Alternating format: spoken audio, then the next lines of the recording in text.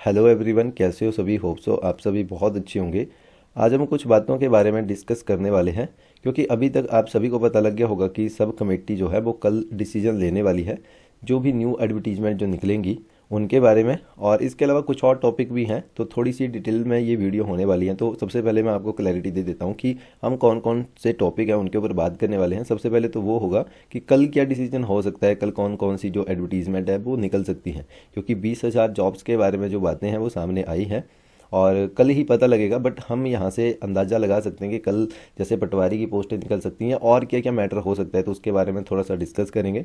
और उसके बाद हम पेंडिंग रिजल्ट जो भी एग्ज़ाम डीबी वगैरह जो है वो अभी रुके हुए हैं, क्योंकि उनको भी तो वहाँ पे अपॉइंटमेंट मिलनी चाहिए ना, तो उसका क्या होगा, क्योंकि उसके बारे में तो सच है कोई भी जो इन्फॉर्मेशन है अपडेट जो है वो सामने नहीं आई है। और थर्ड हम रेगुलराइजेशन के बारे में भी थोड़ा सा देखेंगे, क्योंकि कुछ जो जिनको अपॉइंटमेंट मिल गई है तो वो रेगुलर नहीं हुए हैं अभी तक। कुछ कैंडिडेट ऐसे भी हैं कि उनको जो जॉब का प्रोसेस है उसको करते हुए 2 साल हो गए हैं, उनका जो पीरियड था वो कंप्लीट हो गया, बट उनको जो रेगुलराइजेशन है वो नहीं मिल रही है। तो उसके बारे में भी देखेंगे, यहाँ पे हम डिस्कस करेंगे कि उनको रेगुलराइजेशन क्यों नहीं मिल रही है और क्या जो प्रोसेस है वो रुका हुआ है। तो सबसे पहले हम बात कर लेते हैं न्यू एडवर्टीजमेंट के बारे में 2023 की। और ये सेकंड मीटिंग होने वाली है सब कमेटी की, और इसके जो अध्यक्ष हैं वो उद्योग मंत्री हैं हर्षवर्धन चौहान। उनकी अध्यक्षता में कल जो सोमवार है, मंडे है, तो कल इसके बारे में जो अपडेट है वो देखने को मिल जाएगी। बट हम यहाँ पे ये जो क्राइटेरिया उसके बारे में थोड़ा सा समझ लेते हैं कि पटवारी की वैकेंसियाँ भी बहुत सारे कैंडिडेट जो है वो नवंबर दिसंबर से वेट कर रहे हैं, और सरकार भी उस टाइम कुछ अपडेट जो थी वो पहले आ रही थी। जैसे कि पटवारी के बारे में बात करें तो 329 एक एडवर्टीजमेंट निकली थी 2022 में, तो उस टाइम बता रहे थे कि शिमला में ही इतनी जो वैकेंसी है तो वहाँ पे निकलेंगी। बट अभी सच एज है वो एक तरह का कंसेप्ट था। और उसके बाद ये भी न्यूज़ आई थी कि जो ग्रेजुएट हैं, और इसके अलावा टाइपिंग के बारे में बात हुई थी कि डिग्री वहाँ पे लगेगी पटवारी के लिए। पहले 12th बेस पे क्राइटेरिया होता था, तो उसके रिलेटेड भी जो अपडेट थी वो पहले आई थी। तो वो कोई भी ऐसा सच है जो क्राइटेरिया है वो पता नहीं अब चेंज होता है या नहीं होता है। बट उस टाइम ऐसा हुआ था कि 12th बेस पे ही जो चीज़ें थी वो होने वाली थी, और एक तरह की अपडेट आई थी, न्यूज़ आई थी। बट उन्होंने सोचा था किस तरह से किया जाएगा, क्योंकि उसके लिए भी ऑफिशियल वेबसाइट में ही उन्होंने जो नोटिफिकेशन है वो निकाली थी, क्योंकि उसके रिलेटेड मैंने पहले वीडियो बनाई थी। यहाँ पे जस्ट आपको मैं क्लैरिटी दे रहा हूँ कि क्या क्या हो सकता है। और टीमेट की वैकेंसी का भी बहुत सारे कैंडिडेट वेट करे हैं, और एसआई की तो नहीं आएंगी क्योंकि उनका प्रीवियस का पुलिस के रिलेटेड प्रीवियस में उनका एग्ज़ाम अभी लटका हुआ है। और इसके अलावा कांस्टेबल की आ सकती हैं, फॉरेस्ट डिपार्टमेंट में या पीडब्ल्यूडी डिपार्टमेंट में भी वैकेंसी आ सकती हैं। बट होप सो, क्योंकि पीडब्ल्यूडी और फॉरेस्ट में पहले एडवर्टीजमेंट जो है वो जारी हो चुकी है। कम से कम 1000 या इससे ज़्यादा ही वैकेंसी थी उनके लिए, पैरा कुक और पैरा हेल्पर के लिए। और उनका जो आगे का प्रोसेस है वो अभी तक कंप्लीट नहीं हुआ है, होप सो, जहाँ तक मुझे आइडिया है, और वो भी लटकी हैं। और इसके अलावा और भी हो सकता है अदर जो डिपार्टमेंट है उनमें वैकेंसी आ सकती है, चाहे कलर की वैकेंसी भी हो सकती है, या पीएन चौकीदार या सफाई कर्मचारी, इस तरह की वैकेंसियाँ भी आ सकती हैं। क्योंकि सच एज अदर डिपार्टमेंट में अभी तक कोई ऐसी बड़ी नोटिफिकेशन नहीं निकली है। और भी बहुत सारे डिपार्टमेंट हैं हिमाचल प्रदेश में, तो उनमें ऐसी वैकेंसी नहीं निकलेगी जिसमें आपको 500 या 1000 प्लस जो वैकेंसी है वो देखने को मिल जाए। अभी 5, 6, 10, 12 या 15 ऐसी कुछ पोस्टें देखने को मिली होगी अलग अलग डिपार्टमेंट में भी। तो हो सकता है कि कोई बड़ा डिसीजन वो ले सकते हैं हर्षवर्धन चौहान जी। और इसके अलावा थोड़ा सा हम जो न्यूज़पेपर की कटिंग है उसके बारे में भी पढ़ लेते हैं, क्योंकि सच आज इन्होंने यही बताया कि जो सेकंड यहाँ पे मीटिंग होगी, कैबिनेट मीटिंग जो है सब कमेटी की वो होगी, और 20,000 नौकरियों के बारे में सोचा जाएगा। फॉर्मूला जो है वो कैबिनेट सब कमेटी जो है उसकी बैठक में बताया जाएगा कि क्या क्या होता है, तो उसी के बारे में चीज़ें रहेंगी। बट अभी हमें जस्ट होप है कि कोई बड़ा सा डिसीजन जो है वो सरकार ले, और बड़ा डिसीजन भी ले लेगी तो यहाँ पे भी दो तरह की बातें सामने आती हैं। जैसे कि अगर कोई बड़ा डिसीजन ले लेती है कि 15-20 हज़ार जॉब वैकेंसी आ जाएंगी, तो उनको कौन कंडक्ट करवाएगा, ये भी एक अलग तरह का फैक्टर वहाँ पे देखने को मिल जाता है। क्योंकि प्रीवियस में भी बहुत सारे एग्जाम हैं, जैसे 79 पोस्ट कोड के लिए इन्होंने बहुत सारी वैकेंसी निकाली थी, तो उनके एग्ज़ाम भी अभी कंडक्ट करवाने के बारे में जो क्राइटेरिया वो नहीं आया। क्योंकि जब रैली निकलवाई थी तो 1 महीने का टाइम दिया था, तो उन्होंने HRTC की पोस्टें ही अवेलेबल करवाई, और अदर कोई भी जो न्यू एडवर्टीजमेंट है वो नहीं आई प्रीवियस प्रीवियस की। ऐसे तो उन्होंने बहुत सारी जो क्लास 3 की भर्तियों के रिलेटेड जो एडवर्टीजमेंट है वो नहीं जारी की है, बट जो उनका डिपार्टमेंट एज ए वो काम करता है, उनकी भी अलग अलग तरह की पोस्टें होती है, क्लास 1 की, क्लास 2 की, तो उनके बारे में जो नोटिफिकेशन है वो तो रेगुलराइजेशन उनकी रहती है, क्योंकि वहाँ पे उनका तो वो अलग तरह का वर्क है, तो वो तो करते रहे। बट इसके अलावा Himachal Pradesh staff selection commission का जो भी डेटा है, तो उस तरह का सच्चा जो कोई क्राइटेरिया देखने को नहीं मिला, क्योंकि ये बातें उन कैंडिडेट्स के लिए हैं जो फ्यूचर की जॉब वैकेंसी का वेट कर रहे हैं।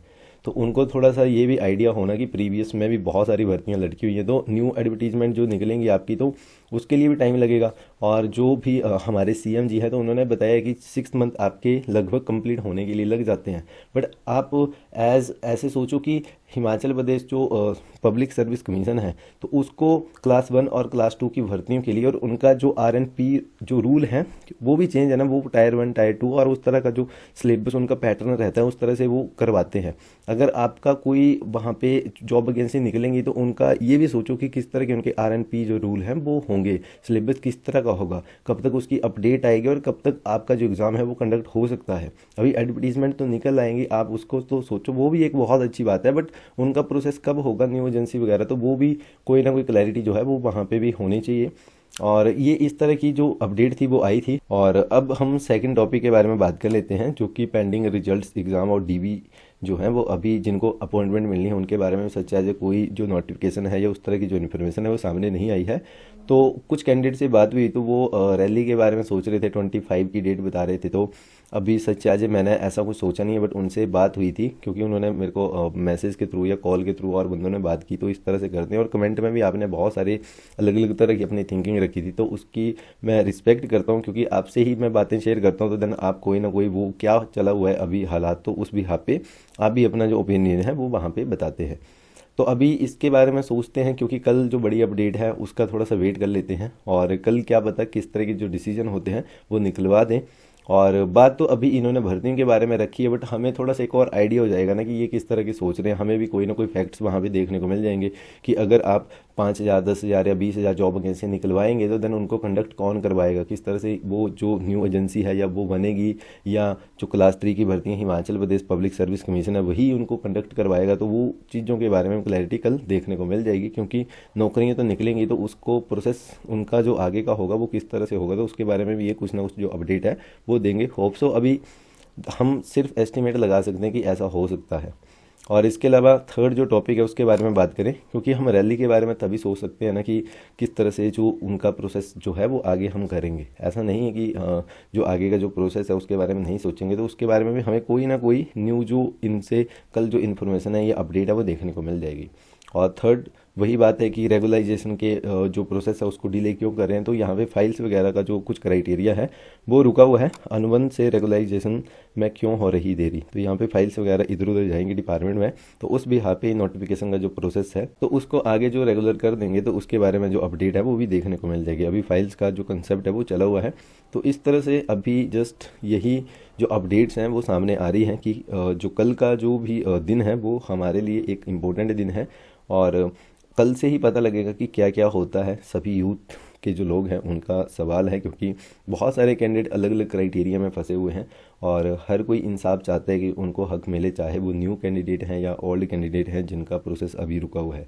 क्योंकि पुरानी भर्तियों का रिजल्ट नहीं आ रहा है, तो नए जो कैंडिडेट हैं वो भी परेशान है कि हमारी भर्तियाँ क्यों नहीं आ रही है, पटवारी की हो, टीमेट की हो, या अदर कोई भी डिपार्टमेंट है तो उनमें वैकेंसी आ रही है। तो हर तरह से जो कैंडिडेट है वो परेशान है, और सरकार जो है वो होप्सो कल एक अच्छा डिसीजन ले जो कि स्टूडेंट के हित में हो, जो हिमाचल प्रदेश की यूथ है उनके हित में हो, क्योंकि सभी सेटिस्फाइड रहेंगे, सबके बारे में सोचा जाएगा। सरकार को हमने टाइम भी दिया था, और सरकार होप्सो आगे जो अच्छा डिसीजन है वो लेगी, और सभी लोगों के हित के लिए वो बात होगी, जिससे सभी जो कैंडिडेट हैं वो सेटिस्फाइड हो जाए। और इसके अलावा रूल रेगुलेशन भी कुछ चेंज हो रहे हैं, क्योंकि जो भी प्रोजेक्ट है वो भी काफ़ी एक्सटेंड किया जाएगा, और उसमें जो सैलरी है उसका पैकेज भी कम किया जाएगा, तो वो भी एक अलग तरह का मुद्दा है। और क्योंकि उसमें जो अपॉइंटमेंट मिलेगी तो बहुत सारे कैंडिडेट आएंगे, क्योंकि ये वैकेंसी तो निकलवा देंगे, तो वैकेंसी के ऊपर भी बात है कि वो रेगुलर रहेंगी या कॉन्ट्रैक्ट बेसिस पे रहेंगी, या फिक्स्ड अमाउंट पे वो रखते हैं कितनी आपको सैलरी दी जाएगी। क्योंकि कुछ ऐसी भी होती है कि जो फिक्स्ड अमाउंट पे रखे जाते हैं कैंडिडेट, 1 साल के लिए, 2 साल के लिए, 3 साल के लिए, क्या पता वो उस तरह का जो प्रोसेस है वो भी करवाए। तो देखते हैं कि किस तरह का ये रोज़गार देते हैं। और शुरू से मैं यही कहता हूँ कि हम किसी सरकार के विरोधी नहीं हैं, चाहे वो बीजेपी है या कांग्रेस है। हमें काम से मतलब है कि कोई भी सरकार है वो अच्छा काम करेगी तो देन हम उनको अप्रिशिएट करेंगे, और जहाँ पे गलत लगता है तो वहाँ पे आवाज़ तो उठानी बनती है, क्योंकि जब किसी के साथ गलत हो तो बहुत सारे कैंडिडेट उसमें इन्वॉल्व होते हैं। तो यहाँ पे किसी एक पर्टिकुलर के बारे में बात नहीं, यहाँ पे पूरे हिमाचल प्रदेश के बारे में बात है। तभी हम आवाज़ उठाते हैं और आप सभी भी आवाज़ उठाते हैं, क्योंकि आपके हित के लिए बात होती है, हमारे हित के लिए ही बात होती है। तो देन ये अभी जस्ट मैंने जो डिस्कशन है आप लोगों के साथ की, आपका क्या ओपिनियन है, आपकी क्या थिंकिंग है, आपको क्या लगता है, तो देन आप वीडियो के कमेंट बॉक्स में जाके ज़रूर कमेंट करें। और इसके अलावा कोई और बात रहेगी तो देन आप कांटेक्ट भी कर सकते हैं। बहुत सारे कैंडिडेट को पता है कि मोबाइल नंबर के थ्रू या वो व्हाट्सएप के थ्रू या किसी और प्लेटफॉर्म के माध्यम के थ्रू वो जुड़ सकते हैं। और वीडियो में इतना ही। और इसके अलावा एक और इम्पोर्टेंट बात बताने वाला हूँ, आप सभी को पता होगा, कुछ कैंडिडेट को नहीं पता होगा जो फर्स्ट टाइम वीडियो देख रहे होंगे, तो ये मैंने न्यू चैनल क्रिएट किया हुआ है और जो भी अपडेट रहेगी तो इस चैनल में ही आपको देखने को मिलेगी। और इसके साथ जो दूसरा जो यूट्यूब चैनल है उसमें कुछ प्रॉब्लम चली हुई थी, तो देन उसको अभी जस्ट स्टॉप किया हुआ है।